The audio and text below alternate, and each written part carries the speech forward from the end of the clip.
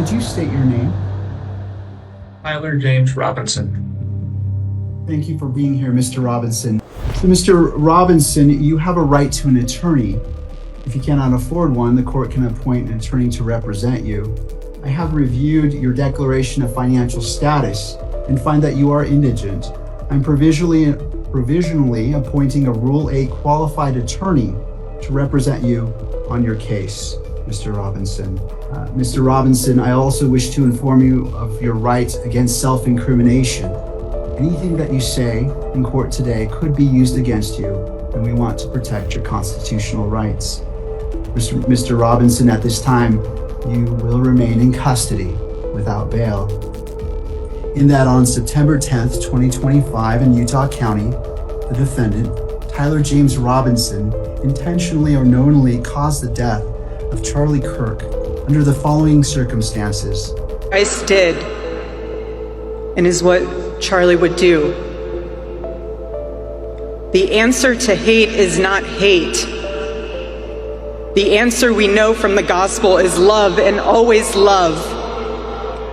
Love for our enemies, and love for those who persecute us. Until the judge began reading his fate, Tyler Robinson sat in eerie silence. His back was straight but stiff, shoulders slightly slouched forward, his entire presence radiating an unnatural stillness. The sterile hum of courtroom audio filled the space as his blank eyes stared ahead, betraying nothing, no fear, no anger, no remorse.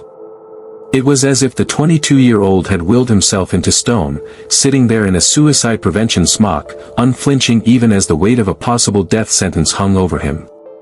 Judge Graff's voice cut through the silence, formal yet firm, reminding him of his rights. Mr. Robinson, you have the right to an attorney. If you cannot afford one, the court will provide one. The words carried the gravity of ritual, the ancient rhythm of American justice colliding with the sterile digital reality of a virtual hearing. And then, for the first time, Robinson spoke. Leaning slightly toward the microphone, his voice was flat, monotone, drained of all inflection, no louder than an order at a drive-thru. Tyler James Robinson, he said, reciting his name with robotic detachment. The contrast was chilling. Here was a young man facing execution, yet he delivered his only words with the same casual indifference one might use to confirm a receipt. Observers later described his face as mask-like, his voice hauntingly empty, as though the man had already separated himself from the outcome of his trial.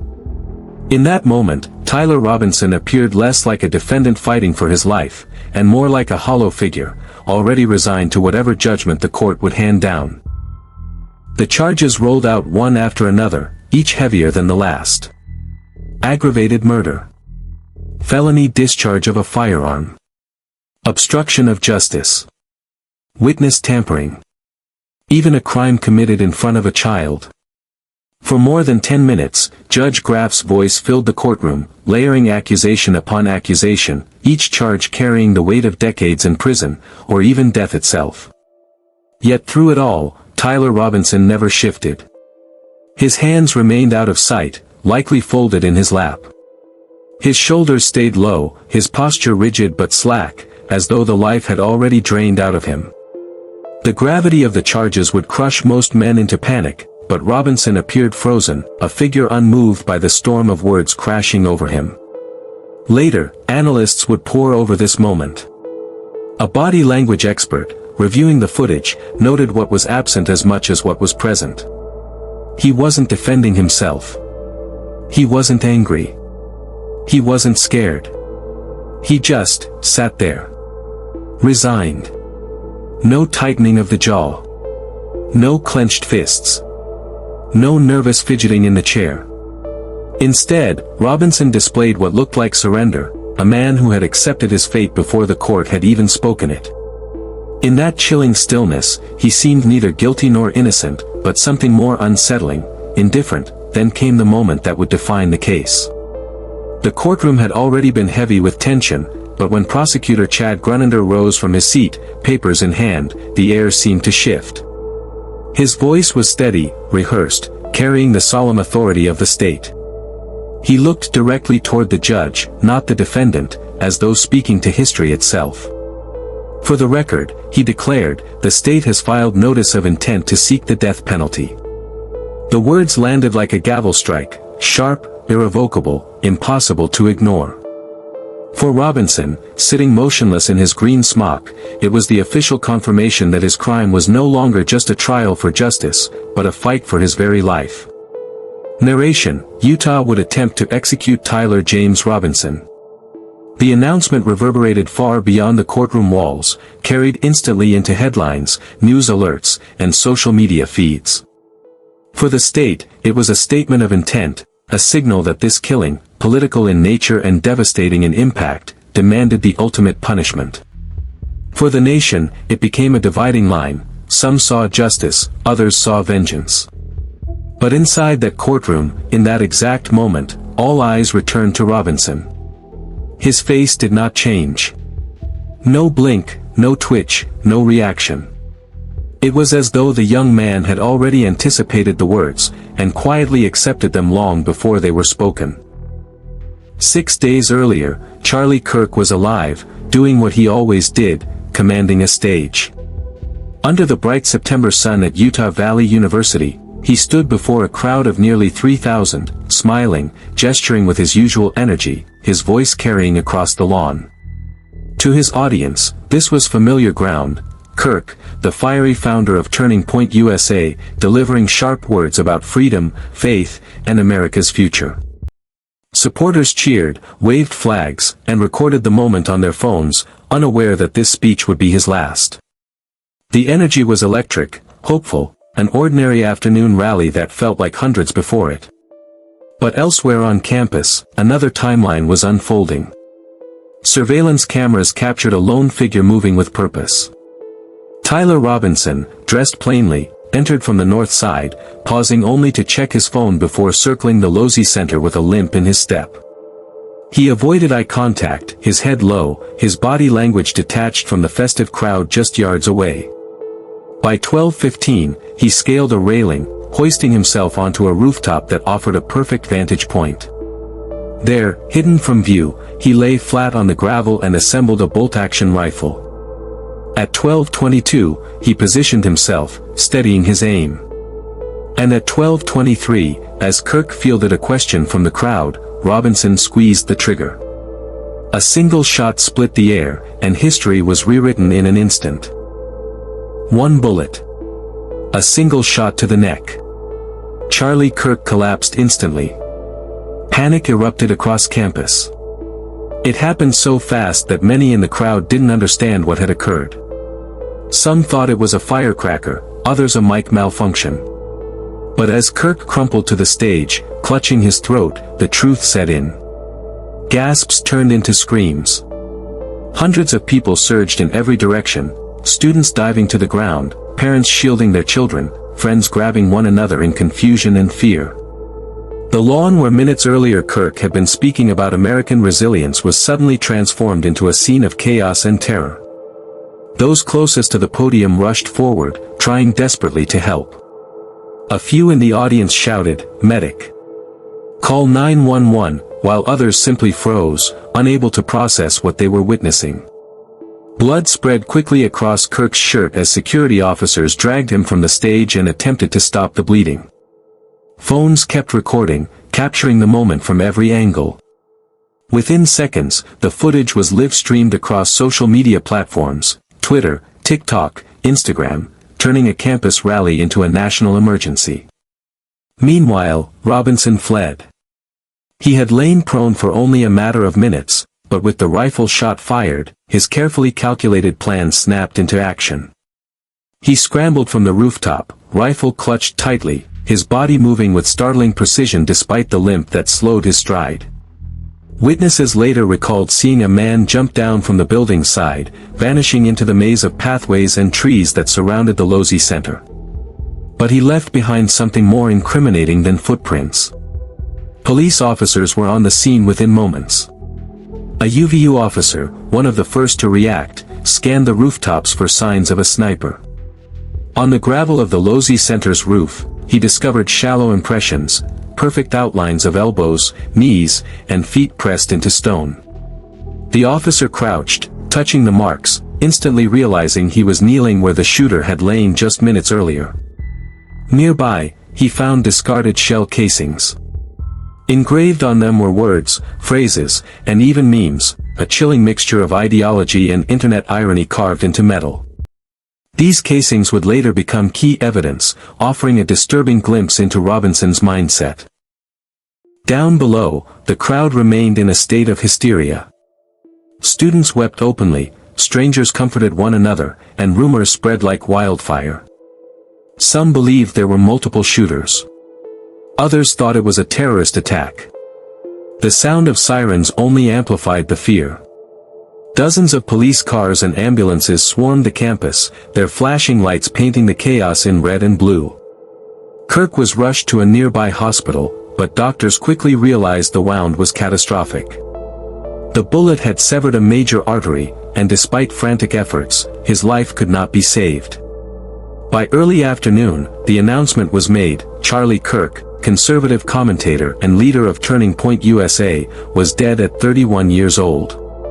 The nation reacted in shock. News anchors broke into programming with urgent coverage. Twitter feeds flooded with speculation, outrage, and grief. Supporters compared the killing to political assassinations of past decades. Detractors argued about the toxic climate of modern politics. But for law enforcement, the focus was clear: find the shooter before he disappeared completely. Investigators immediately began piecing together Robinson's escape. Surveillance footage showed his path, entering the campus, circling, climbing the railing, fleeing after the shot. Witness interviews confirmed the limp in his step, a detail that would later prove vital in identifying him. And then came the digital trail, the one mistake that sealed his fate. Minutes after the shooting, Robinson texted his roommate. The words appeared on the phone screen like a confession written in real time. "Check under my keyboard," one message read. Hidden there was a handwritten note: "I had the opportunity to take out Charlie Kirk, and I'm going to take it." The texts that followed were even more damning. His roommate, panicked, asked, "You weren't the one, right?" Robinson replied with chilling simplicity, "I am. I'm sorry." When pressed for a reason, his answer was blunt: "I had enough of his hatred." Some hate can't be negotiated out. Even more disturbing, Robinson attempted to cover his tracks. He urged his roommate to delete the messages and warned them to stay silent if questioned by police. This wasn't the act of someone driven by momentary rage. It was calculated, deliberate, a crime committed with full awareness of its consequences. Within hours, law enforcement had secured the texts, the note, the rooftop evidence, and even digital footprints tying Robinson to extremist online spaces. The picture that emerged was grim. This was not random violence. This was premeditated political assassination. For the next 33 hours, Utah became the center of a manhunt. Police released surveillance images of the suspect, grainy but clear enough for recognition. Helicopters circled rural areas, SWAT teams combed through neighborhoods, and checkpoints were set up across the county. The hunt spread across state lines, with federal agencies assisting. Yet in the end, it wasn't tactical force that brought Robinson in. It was his family. His parents recognized him in the photos. The face staring back from the news broadcasts was unmistakable: their son. They made the call, persuading him to surrender before bloodshed escalated further. When Robinson finally turned himself in, it was without struggle. He arrived silent, head lowered, carrying the same hollow stillness that had defined him in the courtroom days later. And so, the story of that single bullet widened into something larger, a national reckoning. What had begun as one shot on a college lawn spiraled into questions of political violence, radicalization, and justice. But in the immediate aftermath, on that September afternoon, one fact stood out above all others: Charlie Kirk was dead, and Tyler Robinson had set in motion a chain of events that would haunt America for years to come. He confessed in real time. He told his roommate to delete the messages, to stay quiet. He even left a note under his keyboard: I had the opportunity to take out Charlie Kirk, and I'm going to take it. Within minutes the phone lit up with words that would become the prosecution's smoking gun, short, direct, and damning. The roommates' hands shook as they read the messages, a sequence that moved from shock to denial to an impossible admission. Emergency calls, frantic pacing, and the sudden awareness that this was no longer speculation but a confession played out in text bubbles. The immediacy of the messages cut through the chaos of the campus. While officers combed rooftops and medics fought for a life, the suspect was confessing in the quiet of a private chat. For investigators and prosecutors, those texts and the hidden note were priceless evidence of premeditation and intent. The command to delete and remain silent was itself an attempt to obstruct justice, an effort to erase the digital trail that tied the shooter to the scene. Crime scene techs photographed the note, preserved the phone, and traced metadata that pinned the messages to the critical minutes after the shot. For the victim's family and the public, the tone of the messages deepened the horror. This was not a crime of passion or mistake but a planned act announced without remorse. And for the roommate, the private invasion of seeing a loved one admit to murder in plain text would become a permanent scar, a moment when the online confession leapt into the unforgiving certainty of the real world. For 33 hours, Utah was on edge. SWAT teams swept neighborhoods, helicopters traced circles over rooftops, and checkpoints went up on highways in and out of Utah County.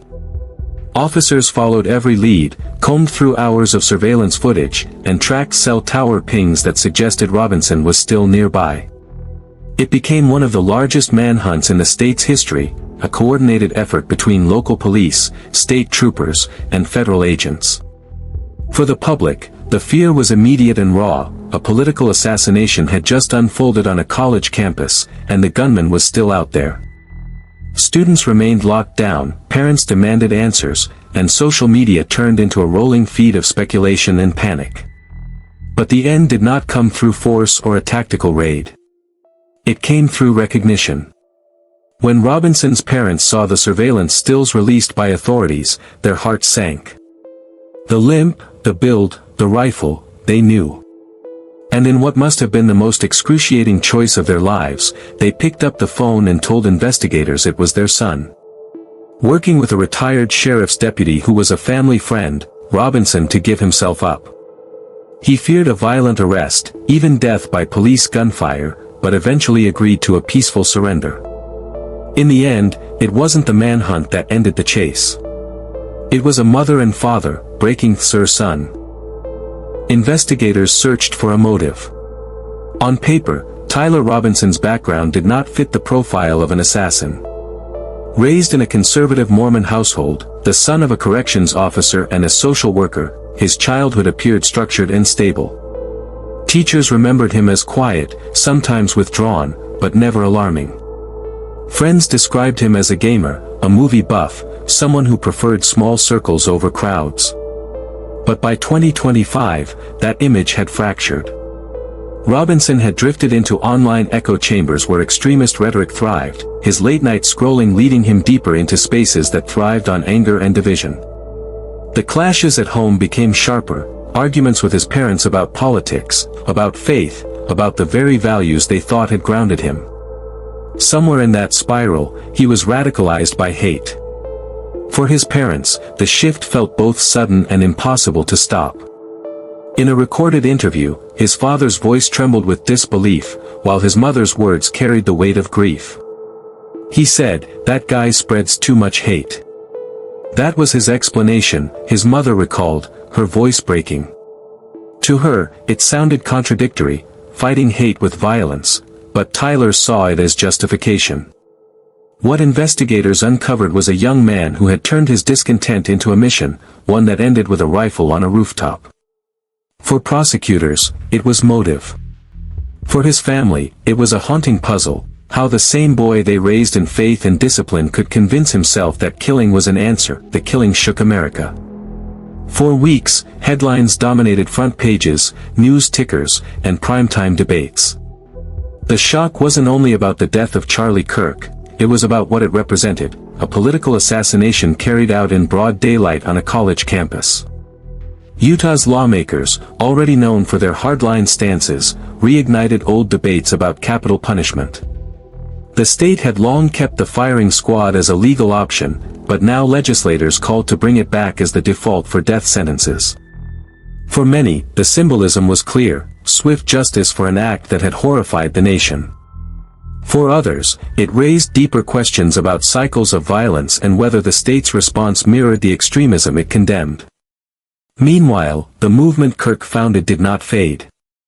In fact, Turning Point USA found new momentum under the leadership of his widow, Erica Kirk. Standing before rallies in the months that followed, she carried the mantle of her late husband's vision with renewed force. Membership swelled, donations surged, and the message sharpened: Charlie Kirk had been targeted not for who he was, but for what he stood for. What his assassin had intended as silence became amplification. Across campuses and churches, the assassination became a rallying cry, transforming grief into fuel. The man who tried to kill a movement had, instead, given it a louder voice. And so, the nation's eyes returned to the young man who started it all, expressionless, silent, as the state of Utah prepared to decide whether he would live or die. In the courtroom, Tyler Robinson sat motionless, his hands folded, his gaze fixed somewhere beyond the walls around him. To observers, it was as though he had already surrendered to fate, showing neither regret nor defiance. Every tick of the clock, every shuffle of papers carried the weight of finality. This was no longer about a rooftop or a single bullet, it was about justice, punishment, and the uneasy question of whether a life could balance the scales of a nation's grief. Outside, the divide was unmistakable.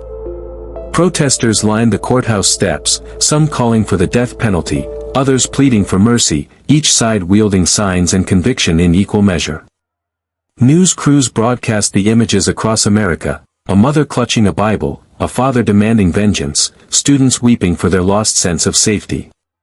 Utah had become a stage, the courtroom its spotlight, and the young man at the center, a stone-faced reminder of how one act of violence could ripple outward, forcing a country to confront not only his fate, but its own reflection in the mirror of justice.